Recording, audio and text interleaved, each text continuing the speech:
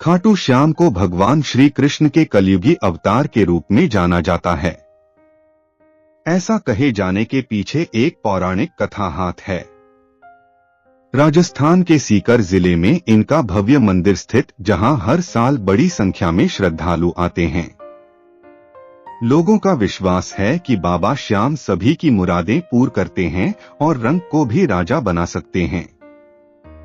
बाबा खाटू श्याम का संबंध महाभारत काल से माना जाता है। यह पांडुपुत्र भीम के पौत्र थे। ऐसी कथा है कि खाटू श्याम की अपार शक्ति और क्षमता से प्रभावित होकर श्री कृष्ण ने इन्हें कलयुग में अपने नाम से पूजे जाने का वरदान दिया। लाक्षागृह की घटना में प्राण बचाकर वन वन भटकते पांडवों की मुलाकात हिडिंबा नाम की राक्षसी से हुआ। यह भीम को पति रूप में प्राप्त करना चाहती थी। माता कुंती की आज्ञा से भीम और हिडिंबा का विवाह हुआ, जिससे घटोत्कच का जन्म हुआ।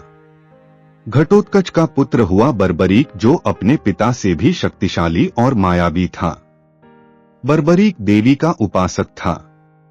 देवी के वरदान से उसे 3 दिव्य बाण प्राप्त हुए थे, जो अपने लक्ष्य को भेद कर वापस लौट आते थे। इनकी वजह से बर्बरीक अजय हो गया था। महाभारत के युद्ध के दौरान बर्बरीक युद्ध देखने के इरादे से कुरुक्षेत्र आ रहा था। श्री कृष्ण जानते थे कि अगर बर्बरीक युद्ध में शामिल हुआ तो परिणाम पांडवों के विरुद्ध होगा। बर्बरीक को रोकने के लिए श्री कृष्ण गरीब ब्राह्मण बनकर बर्बरीक के सामने आए। अनजान बनते हुए श्री कृष्ण ने बर्बरीक से पूछ कि तुम कौन हो और कुरुक्षेत्र क्यों जा रहे हो। जवाब में बर्बरीक ने बताया कि वह एक दानी योद्धा है, जो अपने एक बाण से ही महाभारत युद्ध का निर्णय कर सकता है।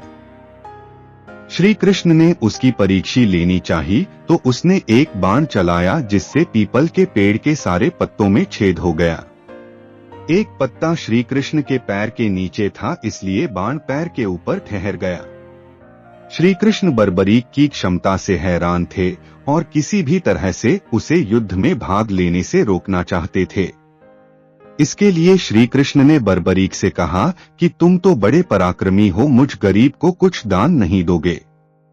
बर्बरीक ने जब दान मांगने के लिए कहा तो श्री कृष्ण ने बर्बरीक से उसका शीश मांग लिया। बर्बरीक समझ गया कि यह ब्राह्मण नहीं कोई और है और वास्तविक परिचय देने के लिए कहा। श्री कृष्ण ने अपना वास्तविक परिचय दिया तो बर्बरीक ने खुशी खुशी शीश दान देना स्वीकार कर लिया। रात भर भजन पूजन कर फाल्गुन शुक्ल द्वादशी को स्नान पूजा करके बर्बरीक ने अपने हाथ से अपना शीश श्री कृष्ण को दान कर दिया। शीश दान से पहले बर्बरीक ने श्री कृष्ण से युद्ध देखने की इच्छा जताई थी, इसलिए श्री कृष्ण ने बर्बरीक के कटे शीश को युद्ध अवलोकन के लिए एक ऊंचे स्थान पर स्थापित कर दिया। युद्ध में विजय श्री प्राप्त होने पर पांडव विजय का श्रेय लेने हेतु वाद विवाद कर रहे थे। तब श्री कृष्ण ने कहा कि इसका निर्णय बर्बरीक का शीश कर सकता है।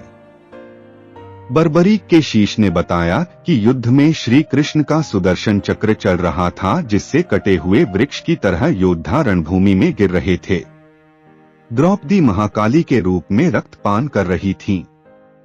श्री कृष्ण ने प्रसन्न होकर बर्बरीक के उस कटे सिर को वरदान दिया कि कलयुग में तुम मेरे श्याम नाम से पूजित होगे, तुम्हारे स्मरण मात्र से ही भक्तों का कल्याण होगा और धर्म, अर्थ, काम, मोक्ष की प्राप्ति होगी।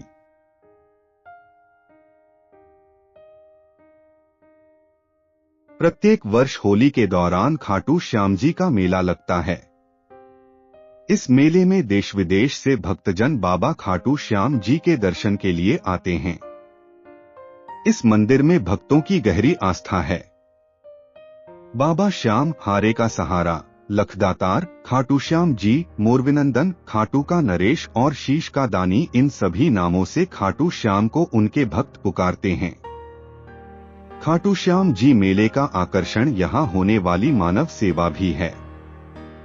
बड़े से बड़े घराने के लोग आम आदमी की तरह यहाँ आकर श्रद्धालुओं की सेवा करते हैं। कहा जाता है ऐसा करने से पुण्य की प्राप्ति होती है। भक्तों की इस मंदिर में इतनी आस्था है कि वह अपने सुखों का श्रेय उन्हीं को देते हैं। भक्त बताते हैं कि बाबा खाटू श्याम सभी की मुरादें पूरी करते हैं। खाटू धाम में आस लगाने वालों की झोली बाबा खाली नहीं रखते हैं।